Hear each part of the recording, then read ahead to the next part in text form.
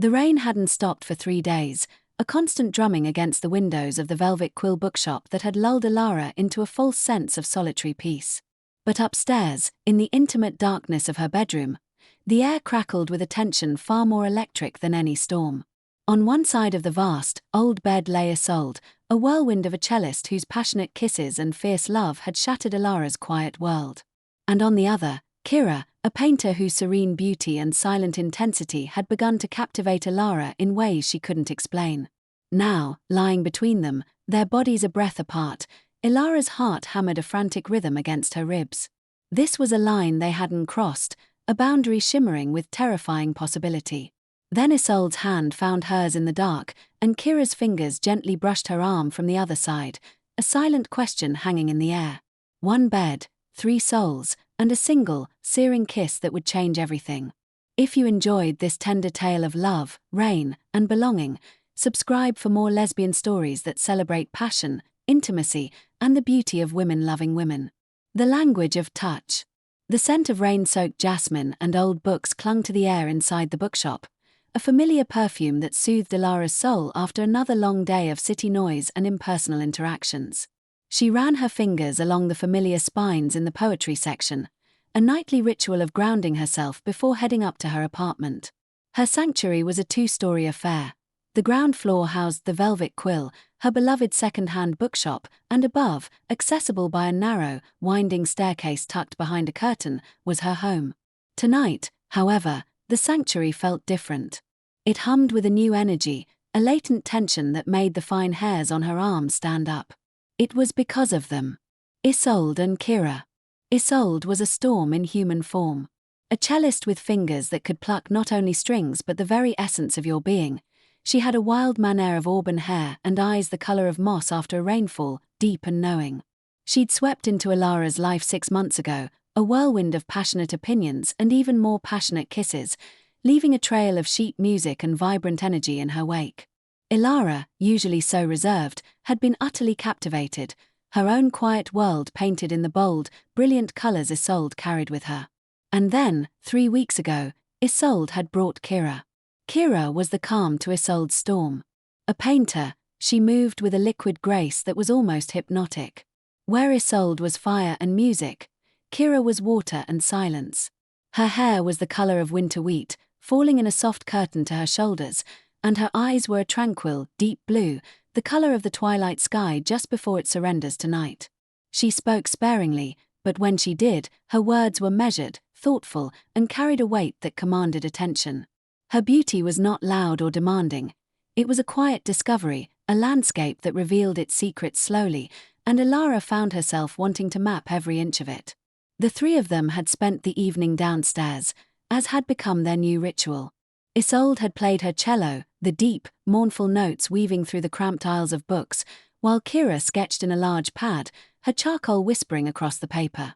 Ilara had simply watched, her heart a confused, throbbing thing in her chest, filled with a love for Isolde that was real and fierce, and a burgeoning, terrifying attraction to Kira that felt just as potent. Now, upstairs in the apartment, the air was thick with unsaid things. The rain had started again, a gentle percussion against the windows. The main room was warm, lit by soft lamplight that glowed against the rich, dark wood and the countless books that lined the walls here, too. Isolde stretched like a cat, her sweater riding up to reveal a strip of smooth, pale skin. "I'm not going home tonight," she announced, her voice a low thrum. "The rain is singing my name, and it's telling me to stay." Her gaze, sharp and playful, landed on Ilara. "That is, if my lovely bookseller will have me." Ilara's breath hitched. "You know you never have to ask." Isolde's smile was a victorious thing. She then turned to Kira, who was looking out the window at the glistening street below. "Kira, you'll stay too. It's far too late for you to trek back to that sterile studio of yours."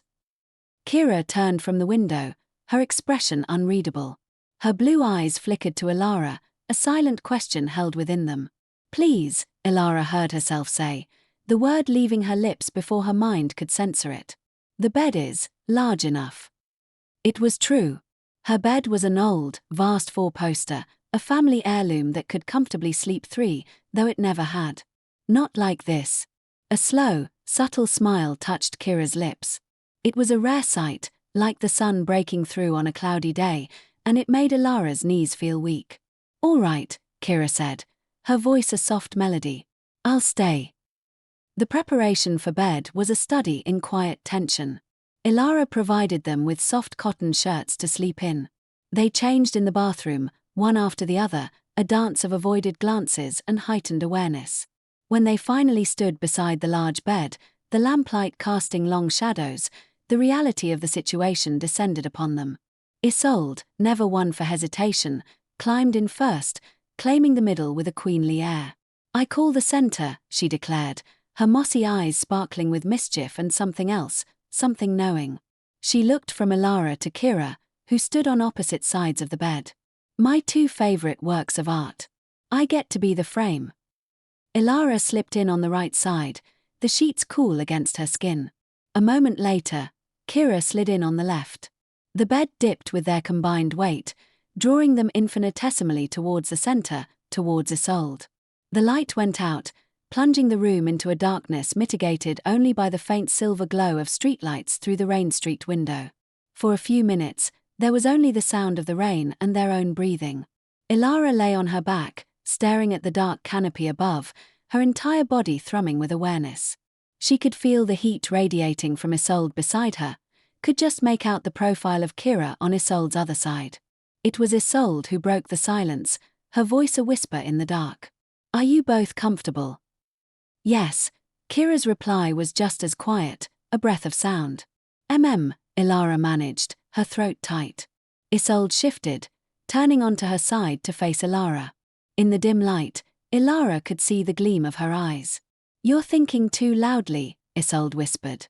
Her hand came up, her fingers, those magical, musical fingers, gently tracing the line of Ilara's jaw. "What's going on in that beautiful head of yours?" Ilara trembled at the touch. "I'm just thinking how strange this is. Wonderful, but strange." Isolde's thumb brushed over Ilara's lower lip. "It doesn't have to be strange." She leaned in and captured Ilara's mouth in a slow, deep kiss. It was a kiss Ilara knew well, confident, passionate, tasting of red wine and Isolde's unique, wild essence. She melted into it, a soft sigh escaping her as her hands came up to tangle in Isolde's glorious hair. When they parted, breathless, Isolde didn't pull away. Instead, she turned her head slightly, her gaze shifting to the other side of the bed. Ilara's heart hammered against her ribs. She could feel Kira's stillness, knew she was watching. "Kira." Isolde's voice was a husky invitation. There was a beat of silence. Then, a soft rustle of sheets. Ilara held her breath as she saw Kira turn onto her side to face them. Her face was a pale moon in the darkness, her eyes dark pools of unspoken desire. Isolde's hand, which had been on Ilara's cheek, now reached out, bridging the space between them, and cupped Kira's face. Ilara watched, mesmerized, as Isolde drew Kira into a kiss. It was different from the kiss they had just shared. Slower, more exploratory, just as deep but perhaps more reverent. Isolde was the conduit, the lightning rod between them. When she finally broke the kiss, a soft, breathy sound escaped Kira, a sound of surrender and want that went straight to Ilara's core. Isolde didn't move away from Kira. Instead, she turned her face back to Ilara, her eyes holding a challenge, a question, and a permission all at once. Her hand slid from Kira's cheek, down her neck, coming to rest on the space between them, palm up, an invitation. Ilara's gaze met Kira's over Isolde's shoulder. The air crackled. The world outside, the city, the rain, it all faded into a distant hum. There was only this bed, this darkness, and the three of them. Slowly, trembling, Ilara moved. She leaned over Isolde, who watched with heavy-lidded, satisfied eyes. Ilara's heart was a wild drum in her ears. She paused, her lips inches from Kira's, giving her every opportunity to turn away. Kira didn't move. Her blue eyes were wide, fixed on Ilara, filled with a vulnerability that shattered Ilara's last remaining reserve. She closed the distance. The kiss was electric. It was not like kissing Isolde. Where Isolde was a consuming fire, Kira was a deep, pulling tide. Her lips were softer, her kiss more tentative at first, a question rather than a statement. Ilara answered with a soft sigh, her hand coming up to mirror Isolde's, her fingers threading into the silken strands of Kira's hair. The taste of her was subtle, like green tea and the faint, sweet hint of graphite. It started slowly, a gentle exploration. But soon, the initial hesitation burned away, replaced by a growing hunger. Kira's mouth opened under hers, and the kiss deepened, becoming more urgent, more desperate. Ilara felt a hand on her waist, Isolde's hand, gently urging her closer, until she was half lying on top of Isolde, her body pressed along Isolde's side, her mouth still fused with Kira's. It was a symphony of sensation. The softness of the sheets, the heat of Isolde's body beneath her, the captivating taste of Kira. Isolde's hands began to move, roaming over Ilara's back, then reaching across to stroke Kira's arm, her hip, connecting them, weaving them together. Ilara broke the kiss with Kira, breathing heavily, and looked down at Isolde. Her lover's face was a mask of serene pleasure, her eyes dancing between them. Ilara bent her head and kissed Isolde again, a kiss of gratitude, of awe, of sheer, unadulterated love.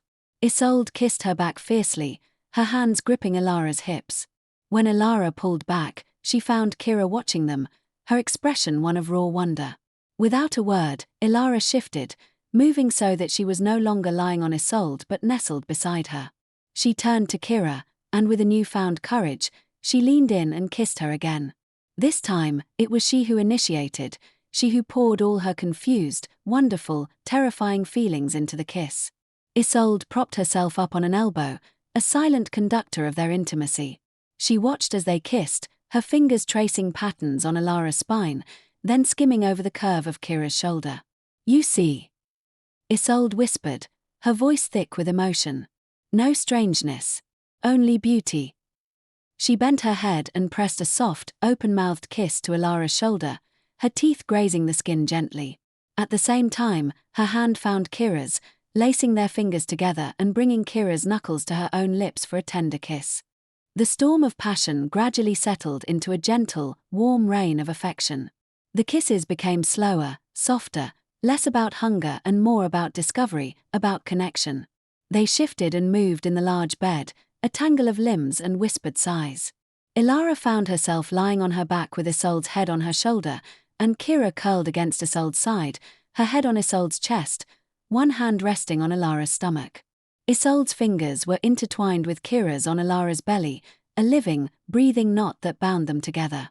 They drifted to sleep like that, as the rain softened to a drizzle outside. The last thing Ilara was aware of was the feel of Isolde's breath against her neck and the gentle weight of Kira's hand on her, an anchor keeping her from floating away on a sea of bewildering, beautiful emotion. When dawn broke, sending pale, shy light through the window, Ilara awoke. She was on her side, facing the center of the bed. Isolde was still asleep on her back, one arm thrown above her head. And Kira was facing her, asleep, their faces so close Ilara could feel her warm breath. In the calm light of morning, Kira's features were softened, peaceful.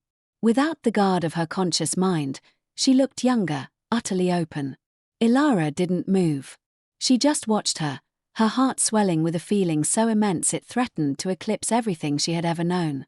She loved Isolde with a fiery passion that was the cornerstone of her life. But this feeling for Kira was different. It was a deep, resonating pull, a sense of recognition, as if a part of her soul she never knew was missing had quietly returned to its place. As if feeling her gaze, Kira's eyes fluttered open. The deep blue was hazy with sleep, and for a moment, she simply looked back at Ilara, unguarded. Then, awareness returned, and a faint blush colored her cheeks. But she didn't look away. A small, sleepy smile touched her lips. "Good morning," Ilara whispered, her voice raspy with sleep. "Good morning," Kira whispered back. Isolde stirred between them, a low hum sounding in her throat. She turned onto her side, facing Ilara, and slung an arm over both of them, pulling them closer without even opening her eyes. "My girls," she murmured, her voice thick with sleep. "My beautiful, beautiful girls."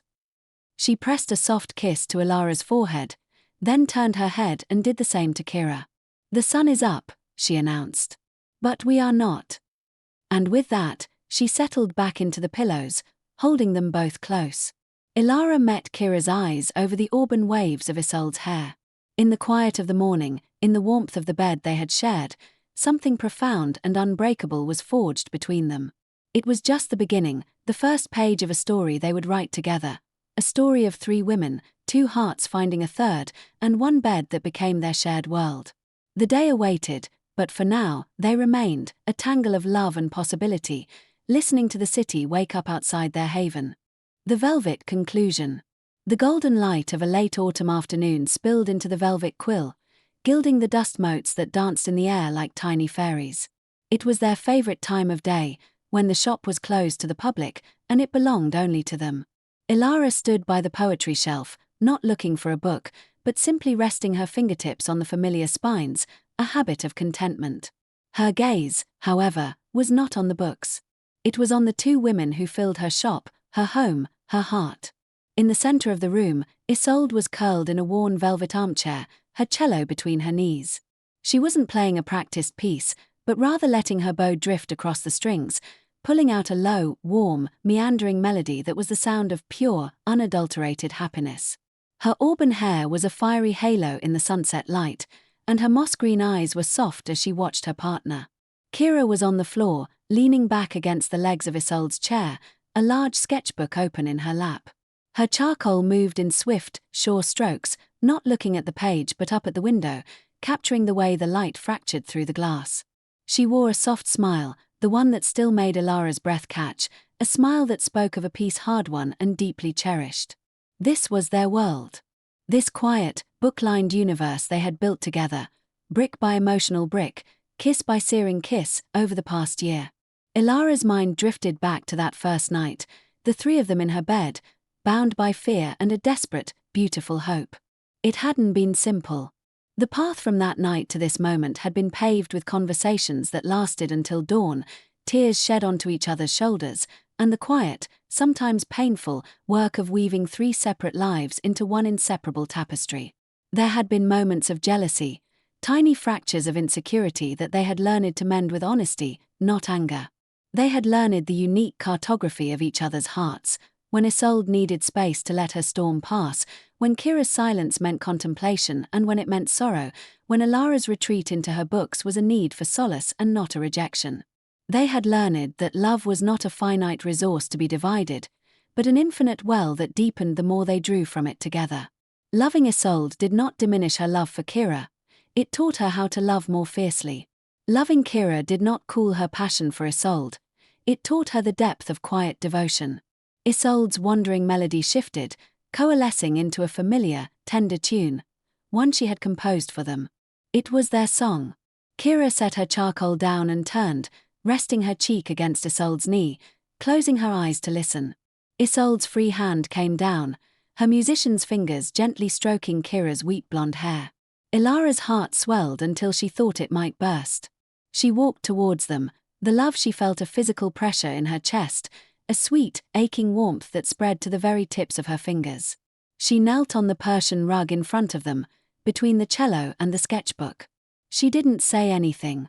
She simply looked at them, at Isolde, her wild storm, her passionate anchor, at Kira, her tranquil sea, her deepest mirror.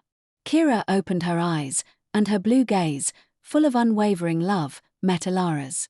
Isolde's playing softened, becoming a mere whisper of sound as she watched them both, her expression one of profound, proud possession. Ilara reached out, one hand cupping Kira's cheek, the other finding Isolde's free hand.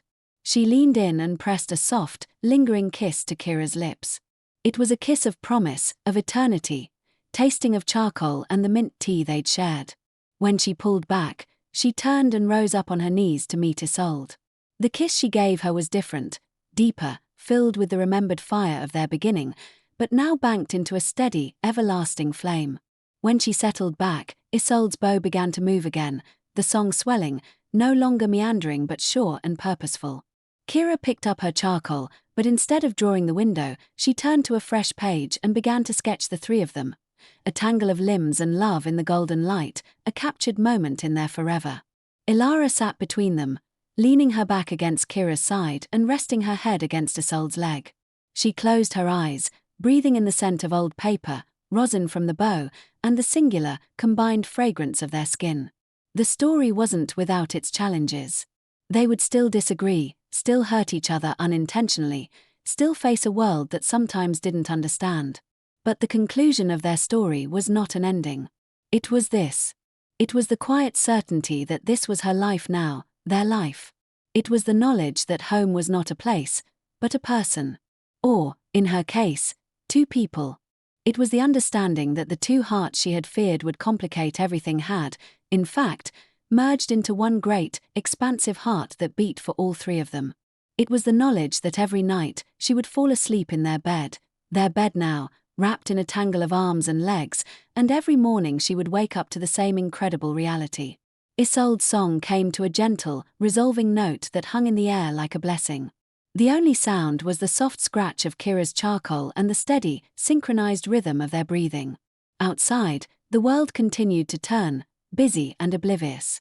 But inside the velvet quill, inside the sacred space they had created, the story had reached its perfect, beautiful conclusion. A happy ever after that was just beginning.